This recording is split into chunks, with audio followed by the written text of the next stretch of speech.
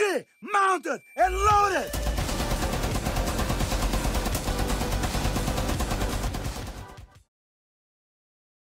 Hello and welcome to this instalment of Chanka News Network.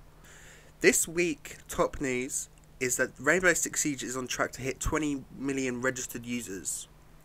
The growth is something that's continued since the launch of the game, and I'll be honest, I wasn't sure if it was going to continue during Operation Health, but it seems it's still doing well.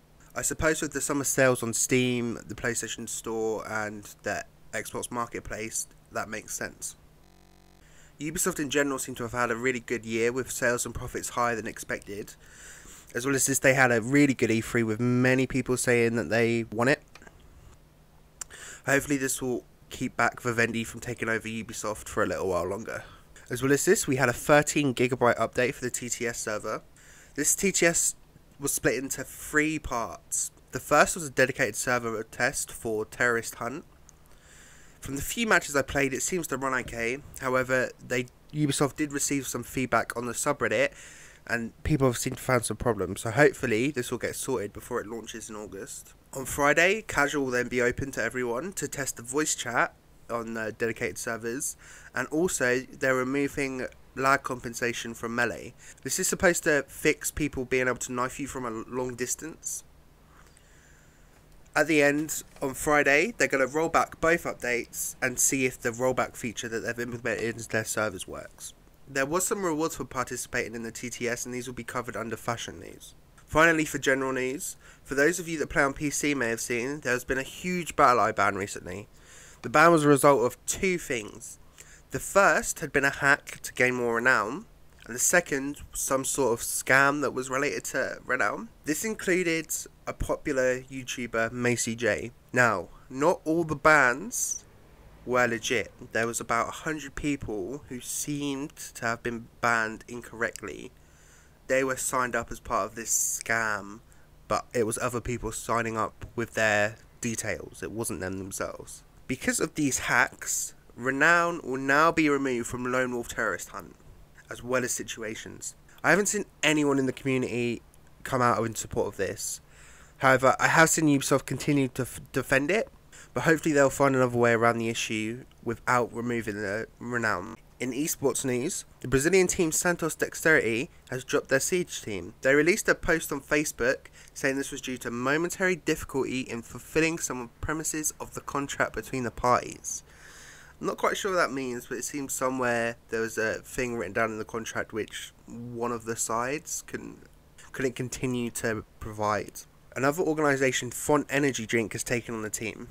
In other news, the Challenger League player Morxzas, I apologise if I pronounced that wrong, has decided to leave Invicta Gaming. He wrote a large thank you piece, thanking many other players and the team itself. He said he'll be looking for coaching positions. So if your team needs a coach, make sure to get in touch. As well this week, ESL have put an article together describing the current Australian scene in anticipation of them joining the Pro League next season. The article describes some of the teams and what they've been through so far. The article itself was put together through the various members of the community, and I'd really like to see something for this for all the other upcoming scenes as well. Moving on to the league updates. In the 6 Lounge series, we have Group C of the Chiefs going against Comeback, and Comeback took the win 2-0. After this comeback, we face Team Zodiacs, with Team Zodiacs taking the win 2-0. The next match hasn't yet been updated, so I'm not quite sure what the scores of that were. I can edit it into the Reddit post once it has been updated. We have the final 4 teams going through to the semi-finals in the DreamHack League. This includes Ents, Last 20 Seconds, Quantea Gaming and Motion Gaming. The semi-finals will be broadcasted on the 26th of July. In Challenger League, we had Onslaught face off against Core Impact to see who would take top place in the playoffs. Onslaught took the win 2-0. Moving on to Pro League, we had the first week of the playoffs. On Monday, we saw Excellence go against Elevate, with Excellence taking a dominant win of 2-0. Following this, we saw Flipside go against Vertical Gaming, with Vertical Gaming taking the win 2-0. On Tuesday, we saw Font go against Int, and Font taking the win 2-0.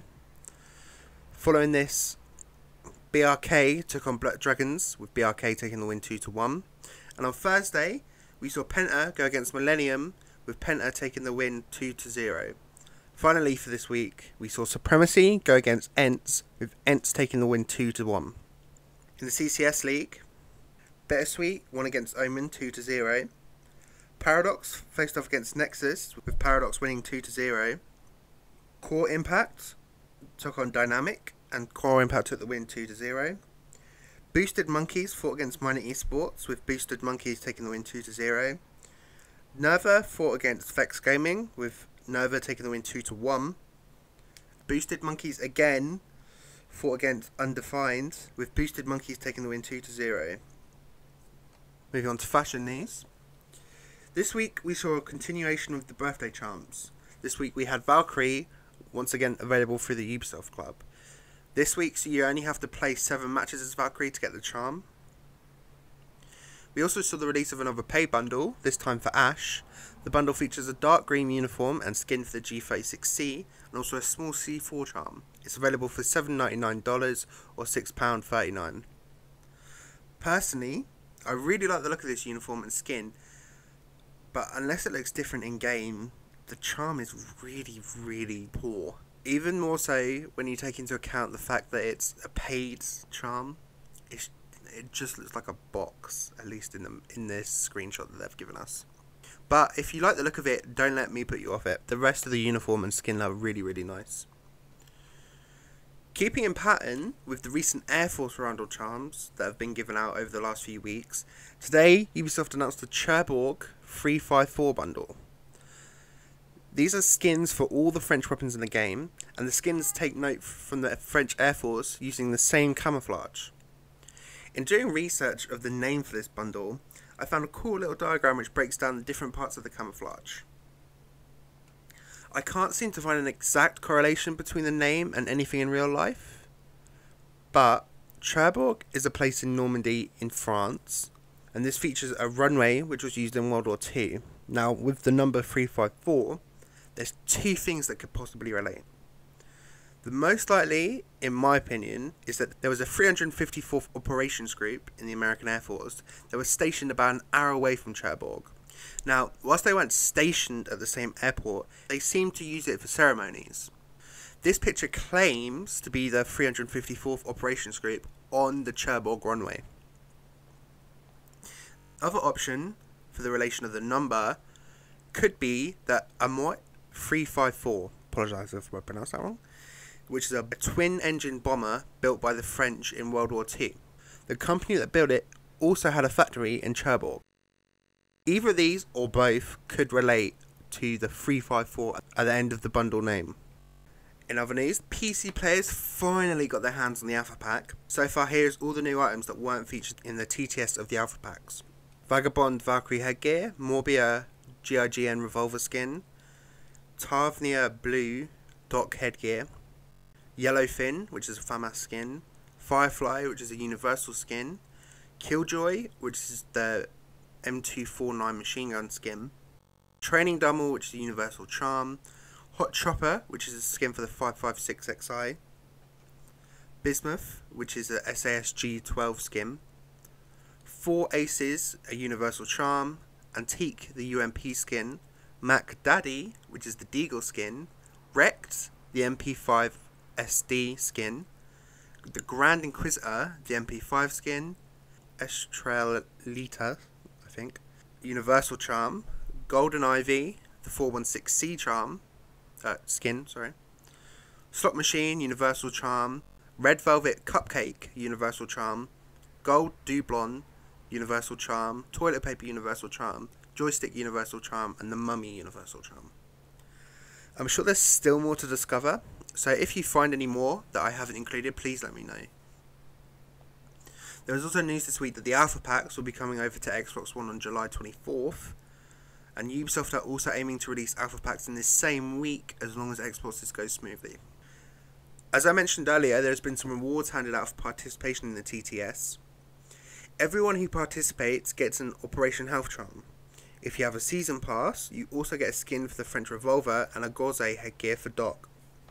Finally, for fashion news, there's been a leak of the next Elite Operator. So if you don't want to hear who's next, I'd recommend turning off the video now. Pulse Elite files have been found in the latest TTS update, Interestingly, the files also include a texture for his hair.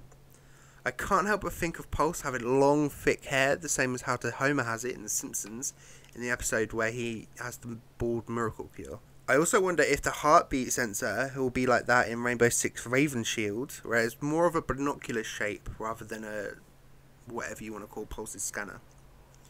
This leaves us with 1 Elite SAS, 2 Elite FBI, 2 Elite GIGN, 1 Elite Spetsnaz, 1 Elite Navy SEALs. So hopefully we're going to see some German or DLC Elite uniforms coming out after this. Before I end, I've got a question for everyone. I'd like to know who you'd like to see me interview in the upcoming weeks. Let me know. You can either tweet me, comment in the video, comment on Reddit, however you want to do it. Let me know and I'll try and set something up. If there's anyone you want to learn more about, please let me know. As well as this, in the next week, I'm going to be working on 2 videos. One is going to be the Chalet history, looking at concept art, what the map could be based on, any Easter eggs in the map. And the other video will be a beginner's guide to Pro League, and there will probably be a top 5 art of the week as well. So I've got some good videos coming up, so if you let me know who you want to interview, and I'll try and get those in the works as well. Also, I had a poll on Twitter to ask whether I should keep using a still background or if I should use gameplay. Now, gameplay won by about 70%, I think. So what I wanted to ask you is if anyone has any gameplay that they'd like to send me, let me know in the comments, again on Reddit, on YouTube, or just send me a tweet, and I'll feature them in next week's update. I can't promise, depending on how many I get, that they'll be in, but don't let that put you off sending them, because I can always feature them at a later date. Thank you for watching, and as always, remember, Chanka will always stand by you.